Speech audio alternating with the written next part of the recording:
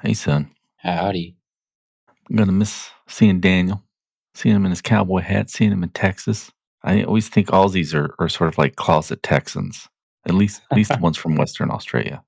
Oscar Piastri, he's not so much a Texan. Daniel Ricciardo, totally Texan. So, Singapore, not the best race. You were traveling, so we couldn't do an analysis right after. So I'm thinking we're going to make this mostly about Daniel after his many, many, many years in F1. All right, are you ready, son? I'm ready to go.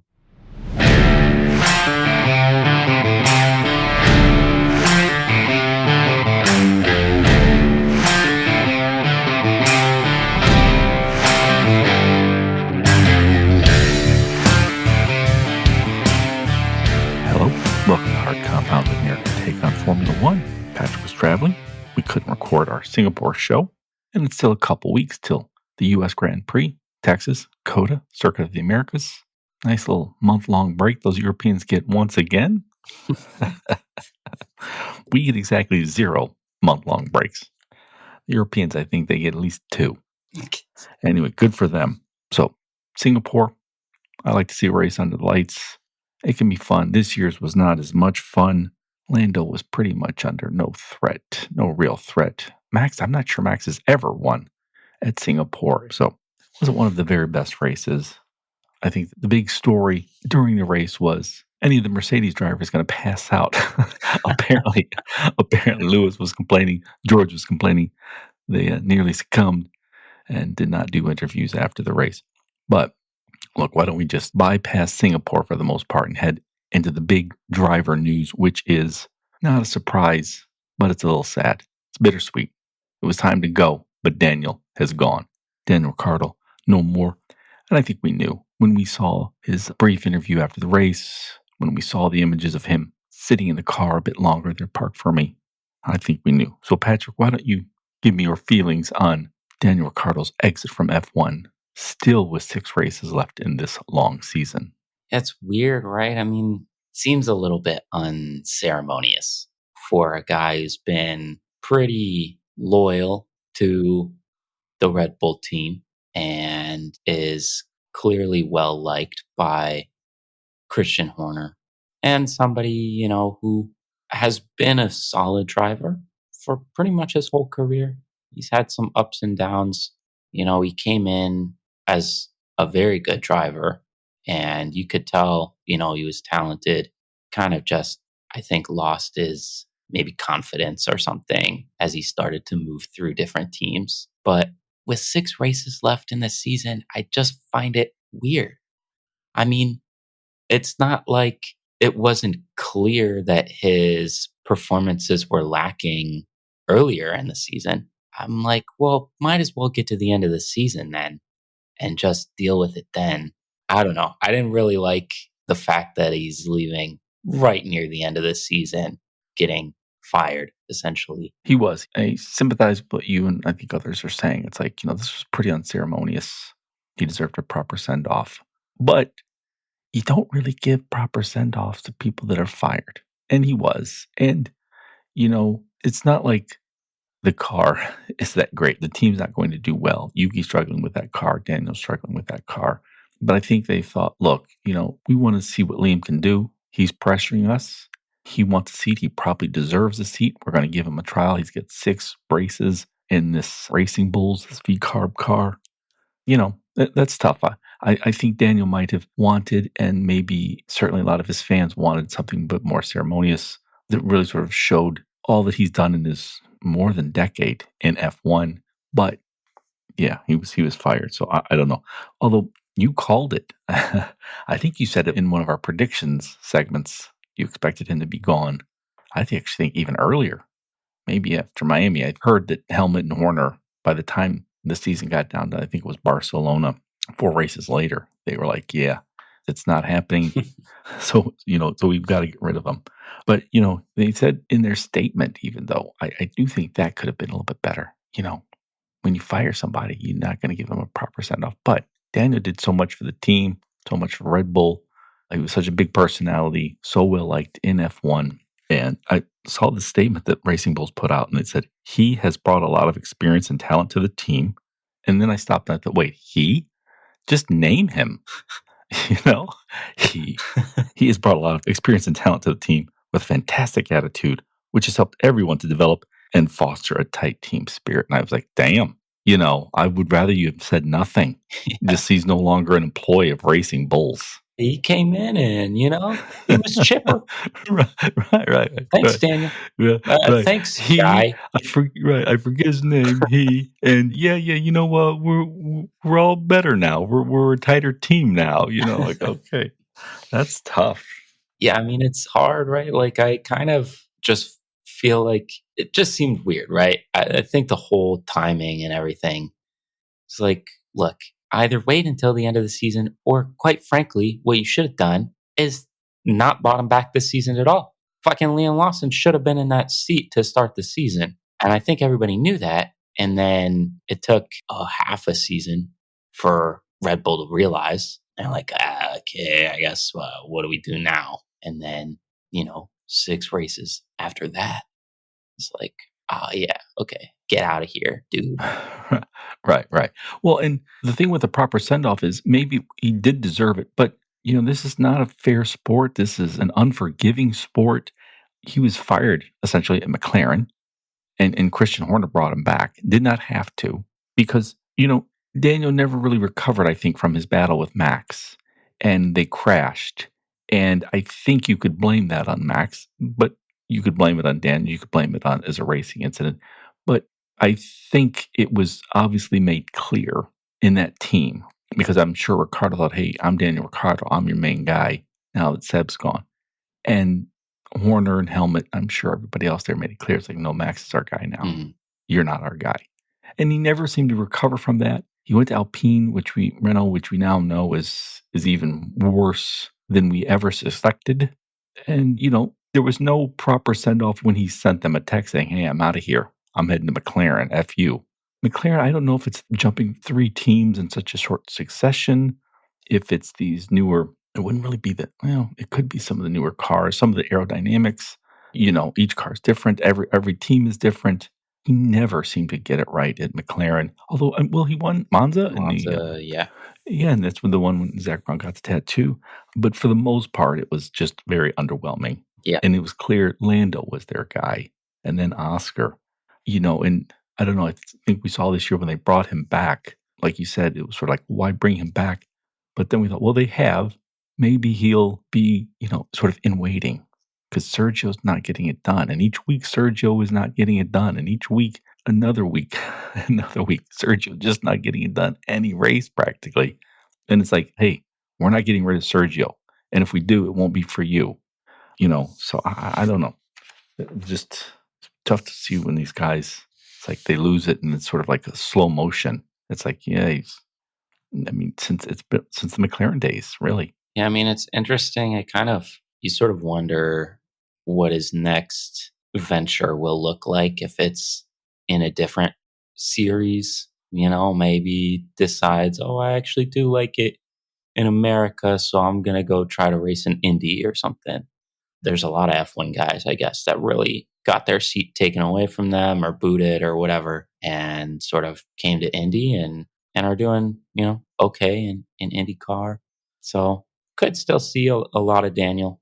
I don't know. Yeah, we could. I've heard some people say NASCAR. I just think that they're just too different. I don't think that would happen. Indy would be good, but I just think he feels that he belongs in F1 and he's an F1 driver. And I'm not sure at this point in his career he's going to take that step down. But he could race in Indy and race for 10 more years. I mean, I think would be a solid Indy driver, and yeah, he could get 10 years in. I mean, he could. Everyone loved him in Drive to Survive. He's kind of got a great Texas Aussie attitude. I'd love to see him in hit the American airwaves, do a little travel show, go to college football games, stuff like that, do fun stuff that's very kind of uniquely American sport with his take on it. Yeah. I mean, I think could even we are sort of subject to mostly Sky Sports coverage of races. And maybe at some point, ESPN or whoever will decide, you know what? We're actually going to make our own coverage. and we'll have a team to do that. And you never know, maybe they'll get someone like Daniel to do some commentary. I think he kind of flourishes in the spotlight, maybe not on track, but everywhere else. So definitely could stick around the sport. I think most people want him to. I don't think anybody has any ill feelings towards him. He's fun and exciting and just kind of enjoyable to listen or to watch. But, unfortunately on track performances sort of dictate a lot of what happens in F1. So Yeah, I'm sure as a driver, once you get booted from the sport, it's tough to hang around. Maybe it's tough to hang around with the other drivers and the teams inside the paddocks. I don't know. You probably like disconnect from it and are disconnected from it probably a lot faster than you expect. We rarely see Seb, for example, but we see Nico Rosberg because he's always there with Sky coverage. So that would actually be a good idea, I think, if ESPN here in the US or whomever did actual F1 coverage, he'd be great presence. I mean, Sky uses Annika Patrick, and I think she's a nice jolt to their British yeah, their British yeah, vibe, and I think he would be interesting as well, and sort of the opposite of that in America. That's a good one. No, let's look at his career. He's a good one. I mean, over the last 20 years, he's been one of the better drivers. So 258 Grand Prix he's been in and 8 wins. When you think of the cars he's had, 8 wins is probably good. I think he could have done better. But, 8 wins is solid.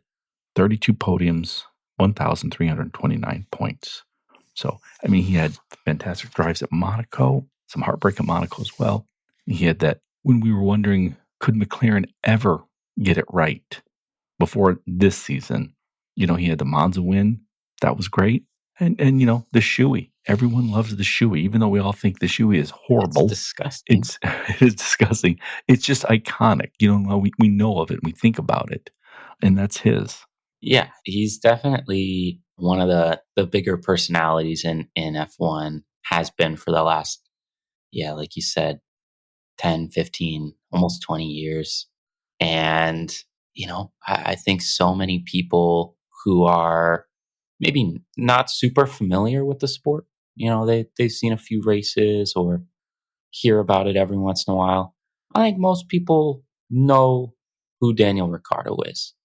And that's a testament to both what he did in particular early on in his career driving, and just his personality and how sort of exuberant he can be and fun and welcoming to everybody. Yeah, he's been one of the better ones to watch, I think, for a long time now. I just think, we have like a lot of Lewis Hamilton fans or maybe Max Verstappen fans, and there's a few other drivers on the grid that have, big followings, but they really don't have the same kind of personality or, vibe about them. I think Ricardo is one of those guys who seems like he would flourish in the older days of F1 when there was sort of less corporate regulation Right, right. over what could be said or done or that kind of thing. And I just think he's one of those guys on the grid. I don't think there's too many anymore.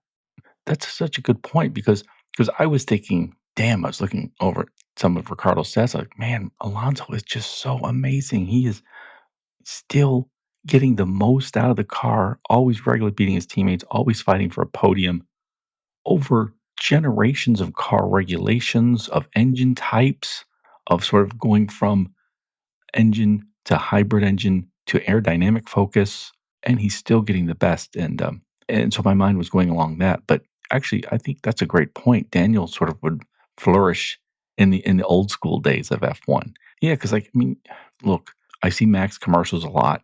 He does Heineken and some other stuff.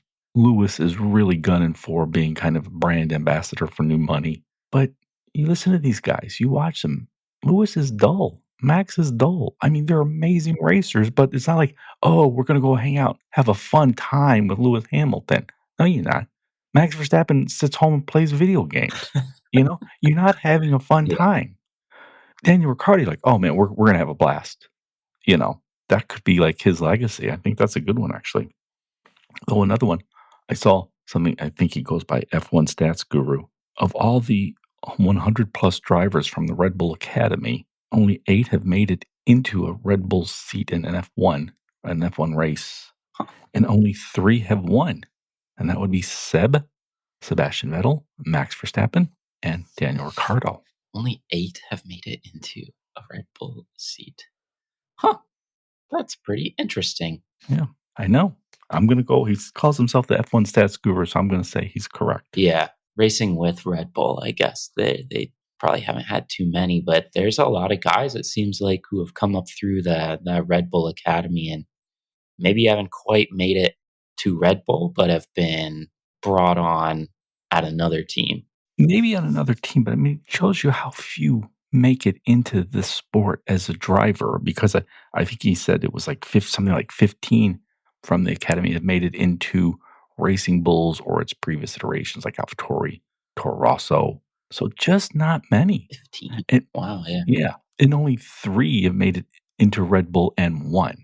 So maybe Liam Lawson will be next. But he looked good in his very short stint last year, and I was surprised. I heard they're going to give him this trial. I think from what we've seen, he will pass it, but we don't know. And this is it. It's 6 races. It's like, hey, you got 6 races to prove yourself. Yeah, that's tough. I mean, pressure's on now, right? He basically proved he should have been in F1 last season when he got a few races while Ricardo was injured. Did super well. Probably should have gotten a seat. Didn't. Has just been sitting around basically for this whole season. And now he's got 6 races to prove to basically take a hold of that seat for next year. And I think if he doesn't basically beat Yuki and score points in 4 out of these 6 races, I'm willing to bet Red Bull is going to say, we'll find somebody else. You think, I mean, see, this is one of the issues. I mean, he's shown how good he is, but that's just kind of, as a stand in, a handful of races. He's got 6 races for this year. This is going to be his trial. 6 races. As far as we know, he'll get all 6. He's starting in Texas with a new engine, so a 10-place grid penalty, I think. It's Racing Bulls. Well, who knows how much that will matter. Yeah. But, Yuki's not great, but he's solid. But what if you're right? And it's like, oh, well, you didn't pass the test. Yuki beat you. You didn't look as great as we thought. It was no better than Ricardo. But here's the thing: who does Red Bull have? I don't know. They can grab anybody. I mean, they got guys in F2, right? I mean, if they're not. I mean, might they be as good as Liam Lawson? You know, the other thing is Colapinto doesn't have a seat. This They is could true, say, that guy looks better than you. We're going to stick him in the seat next year. right? Right, because he's getting this sort of weird trial, this weird test where it's like, hey, we're going to have you fill in for Logan Sargent for the rest of the year, and if you do awesome, it doesn't matter because we've already signed the other Yeah. 2 guys, Alex Albon, and Carlos Sainz, for multiple years. So he doesn't have anywhere to go. But I mean, I don't know. This could be as amazing as Christian Horner has done with the Red Bull team, and Max is amazing. It's like, look, Max probably isn't leaving. Max probably isn't retiring anytime soon. But once you get rid of Max, they're already second. They're behind McLaren in the constructors, which we did not expect to happen. Sergio's flailing and he's up there in age. We could see him being shown the door. I don't know. Yuki is good. There's still, V-Carb Racing Bulls is still the sister team, but he's not great. There's some big gaps Yeah. in Red Bull. Yeah. I think we kind of saw Red Bull continue to build and build. And, they had a great academy and good sort of system to get drivers in and, good engineering, always doing solid with the car. And then I think they went all in 21. Max, just crushed it and by the slimmest margins won the drivers championship. And then Red Bull said, okay, next season is complete domination. And they did it one more season. And now when we look at them, it's kind of like you said, that they look a little bit depleted. Their engineering god, Adrian Newey, decided to leave. Helmut Marko is choosing to implode the team as best he can. Their owner died, right? So there's kind of that, I don't want to say leadership, but sort of the North Star is sort of gone. Yep. And And he Christian indulged the Horner team. is sort of sitting on his throne and going, I don't know what the heck to do right now. I mean, people are leaving, our number 2 driver is not performing like any number 2 driver should. Not in that car. Not in that car. And we've got an academy where, maybe these drivers aren't as good as we hoped they would turn out to be. And also, I mean, look at what Horner's doing, look at what the team is doing. And this is right after, as we said, the Red Bull owner died and he indulged the team. It's like, look, they're trying to build I believe they're trying to build a new wind tunnel, really grow their aerodynamic capabilities. They're trying to they're trying to become a real engine manufacturer. That's a lot of work. McLaren is buying engines, and I think they only just may have gotten their newest wind tunnel ready. I'm not even sure now that I think about it. It's like that's a lot of Red Bull is doing stuff to make themselves relevant in F1 for another generation. But as a sport, it's sort of like the Dallas Cowboys. It's like there's no wealthier, richer sport franchise, I think, in the world than the Dallas Cowboys. No baseball team. I don't think any soccer team. Nothing. Not the New York Yankees. Nothing. Right. But they've not won in 20, 30 years. Yeah. I mean, this could be what we're seeing. So I don't know. Yeah, it's definitely a lot of work that they're putting in, but I think, their partnership with Ford, I guess if all goes well, and hopefully it does, right? They could be a really impressive manufacturer. I just don't know exactly all the ins and outs of the cost cap, so I'm not sure how different the cost sort of analysis is for purchasing your power unit from a supplier versus manufacturing your own. But they've undertaken quite a bit in that team. And I mean, for the last 15 years, they've proven that they are very capable under the right, sort of guidance and leadership. And they've had some really incredible drivers to pair with their cars. So that's been good. But, like you were saying, if Max chooses to leave or, just sort of retire from the sport, who do they go to? I mean, at this point, it seems like they'd have to entice one of the better drivers on the grid with a big old contract. Yeah. And that's Yeah. tough too with the cost cap. So Yeah, this car without Max, that's not leading F1. yeah. I mean, even with Max, right? They're in P2 now. And it's sort of dangerously close to not winning anything at all. No driver or constructor. So we'll see if Lando and McLaren can pull that off. But that is, I think they didn't expect it. I don't think anybody else around the grid expected it. It's definitely a bit of a weird season and maybe a wake up call for Red Bull.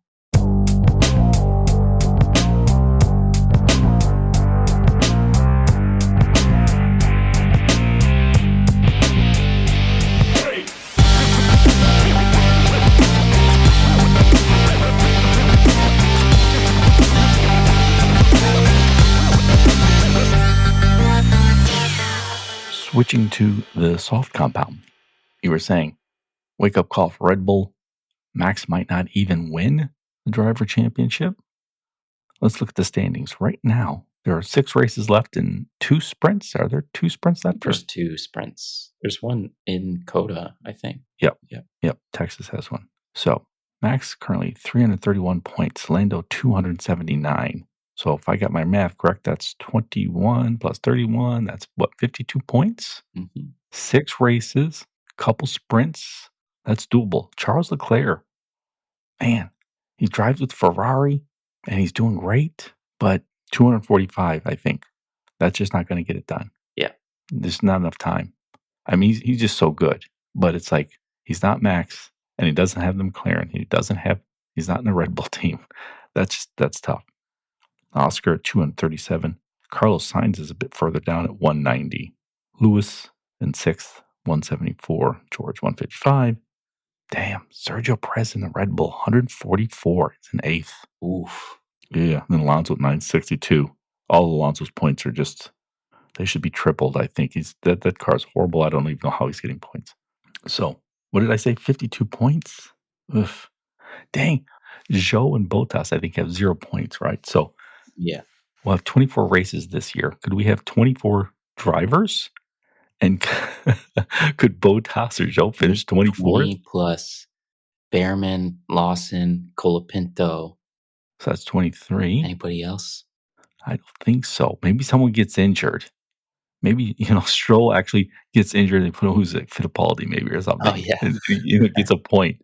That would be awesome That if would like be somebody like hilarious. Bottas who put in, every single race comes in like 24th, you know. So who knows? Yeah, Bottas. I mean, oh God, yeah. There's 3 drivers who have 0 points. Shows one, Bottas is one. Who's the other one? Logan. Oh yeah, duh. Right, Logan Sargent. Oh, He that's did come in rough. like 11th, I think, on one race, if I Well, remember correctly. I was thinking of that, right? Because last race was Singapore, and I'm pretty sure. And you mentioned, the Mercedes guys who were close, seemed like, to passing out while they're driving around. I mean, it's a tough track. It's hot. It's humid. But I was just thinking, oh yeah, didn't last year Logan Sargent literally quit? Like he just stopped driving because he's like, yeah, I can't do it. I think in those cars on some tracks, it's like, this is so physically demanding. So, yeah, somebody's going to finish 23rd. And, there's going to be a full time driver who comes in 23rd. And so I'm curious to see who.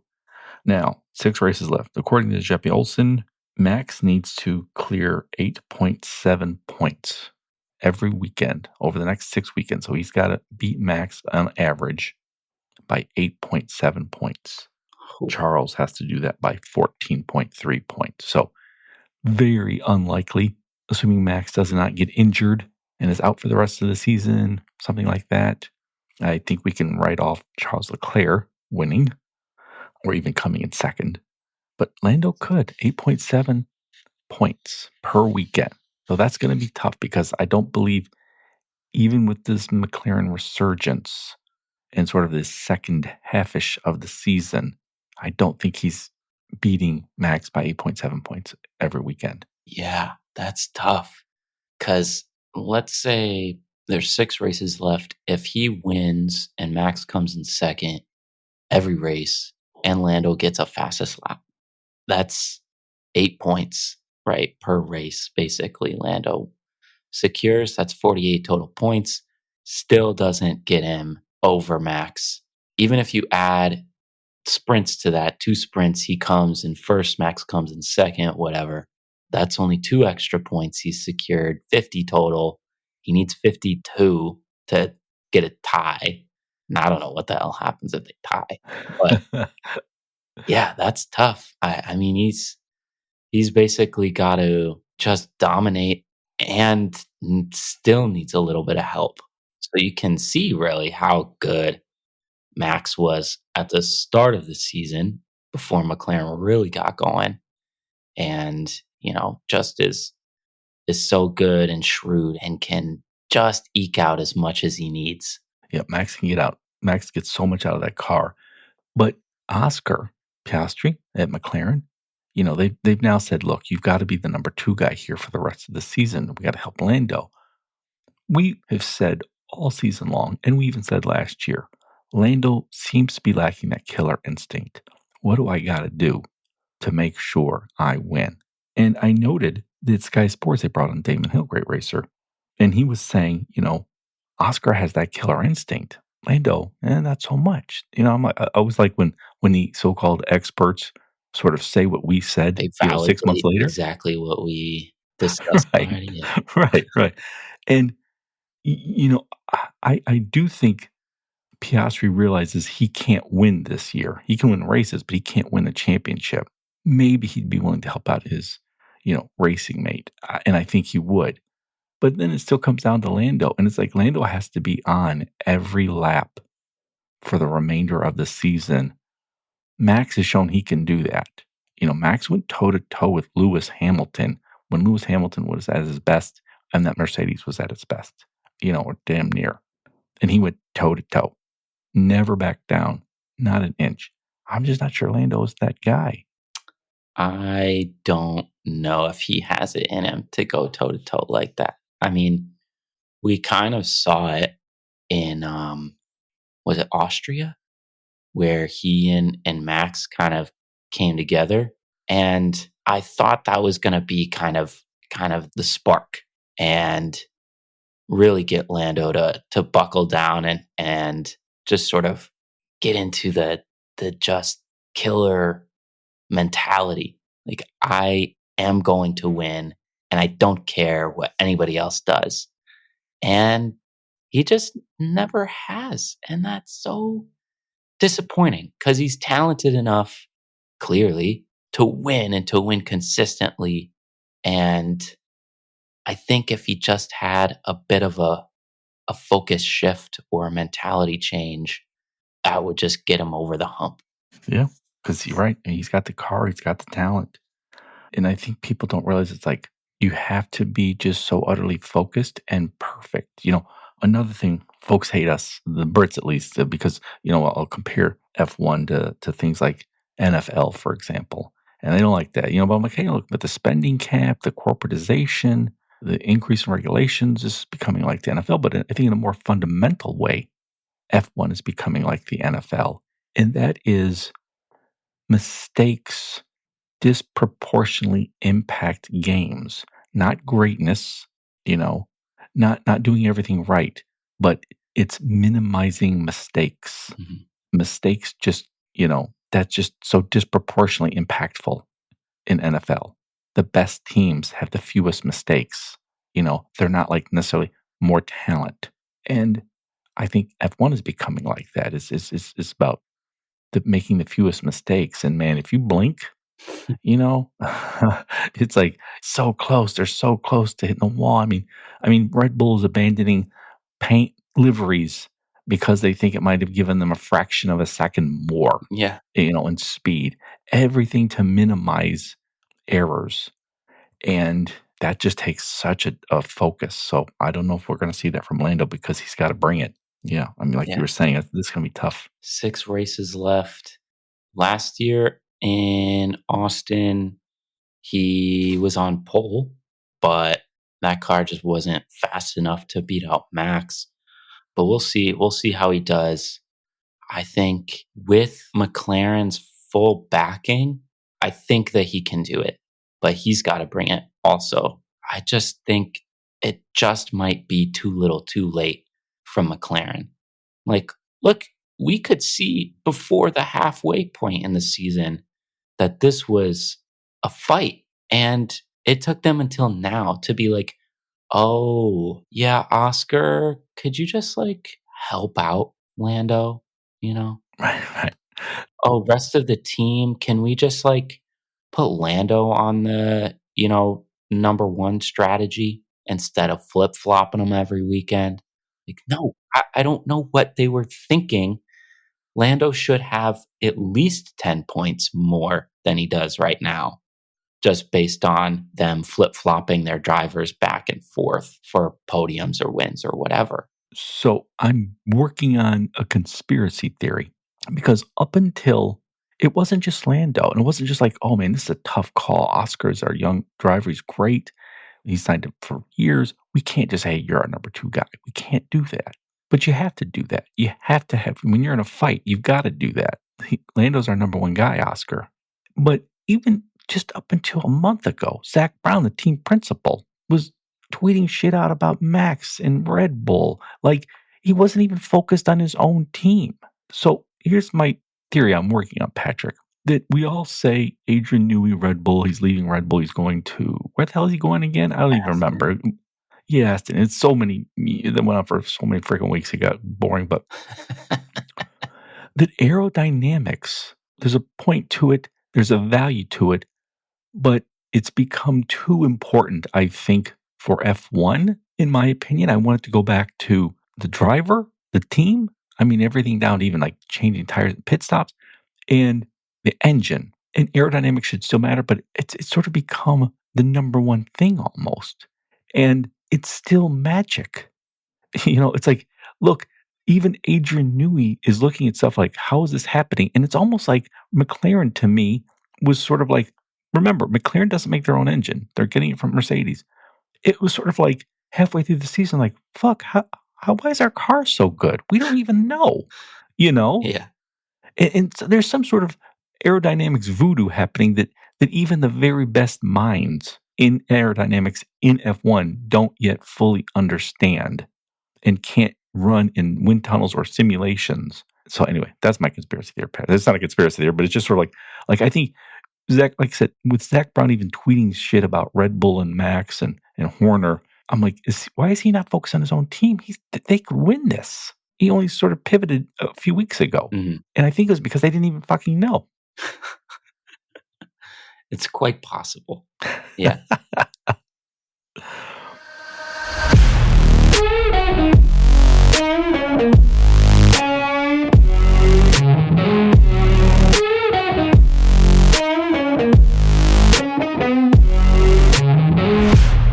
Across the line, that's our segment where we pick the winners of the next race. The next race is in Texas, the United States of America. It's not for another 2 weeks. You can get tickets at Costco, I hear, Patrick. So that's nice. 2023, that was a good race. Lewis may have had the best car, and I think he was caught by surprise there, but Max won. Lewis came in second, Lando in third. That was a sort of a podium we thought we might see a lot more of, but did not. But it was a fun race. Oh, before we get to the predicting, and let me add, in Hard Compound, we predict the winners of the next race. We do the top 5. If we get one right, that's 1 point. If we get them in the right spot, that's 3 points, blah, blah, blah, blah, blah.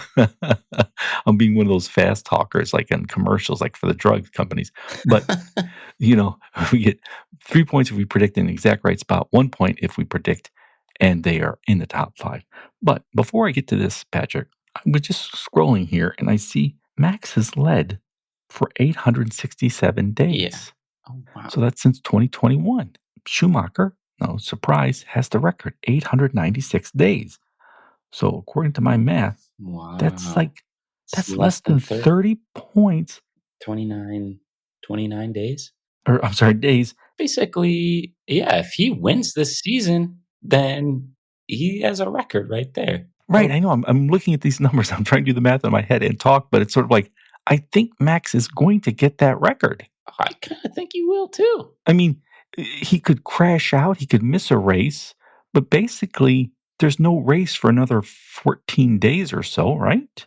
And so now we're getting down into the 15 more days after that. Like, he should have the record for, longest consecutive lead in F1. How about that? Anyway, Hard Compound. That's our segment where we predict the winner of the next race.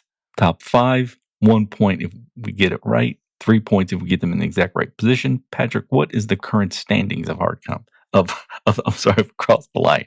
My conspiracy theory's got me all flabbergasted. Yeah.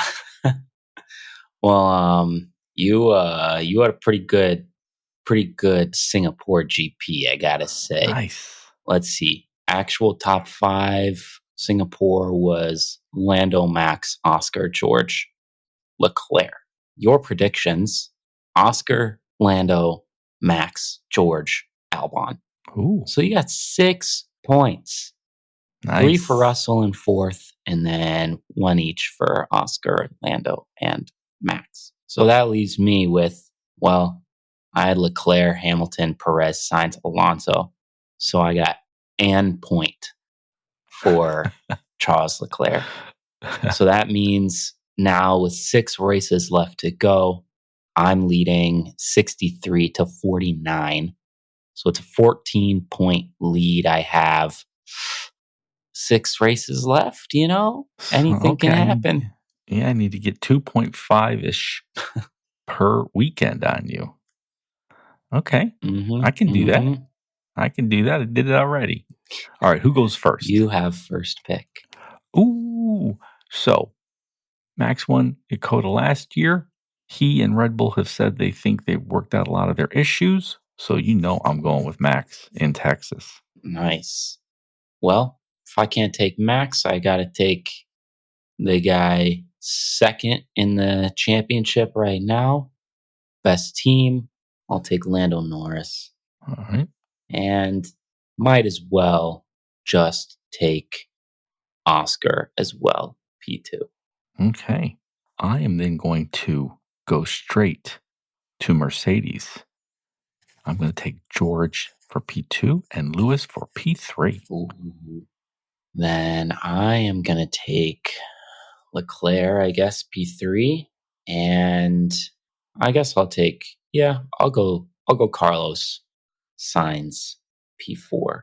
Okay. I am going to go with Alonso at P4 and Albon at P5. Ooh.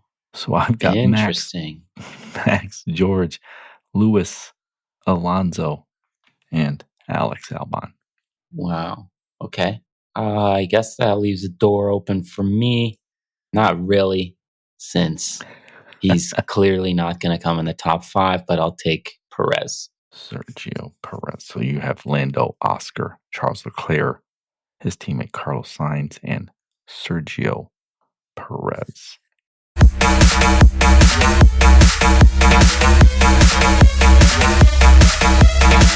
Any crazy predictions, Patrick?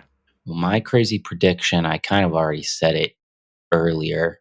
I think Liam Lawson is not going to have a seat in F1 next year. I think Daniel Ricciardo's open seat will go to Franco Colapinto at the start of next season. Wow, that would be something. That is a good one. Speaking of Ricciardo, not a crazy prediction. It's an anti-prediction because, folks saying, oh, he'd go to Indy. Well, he's won at Monaco, right? And he could win at Indy. Let's say the Indy 500 if he goes to Indy.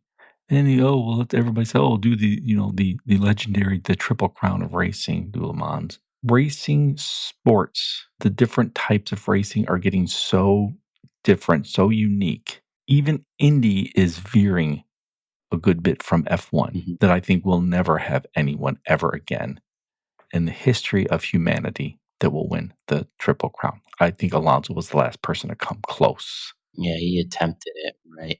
Yeah, Monaco, Le Mans, 24 Hours Le Mans, and he's been in the Indy 500. Yeah.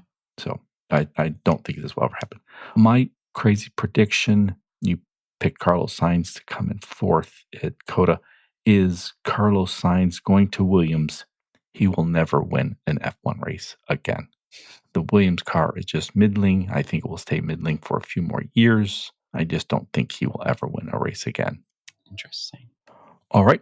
I want to thank you all for listening to everybody's most beloved father and son F1 podcast. It is much appreciated. We are Lights Out. See ya. Thanks for listening.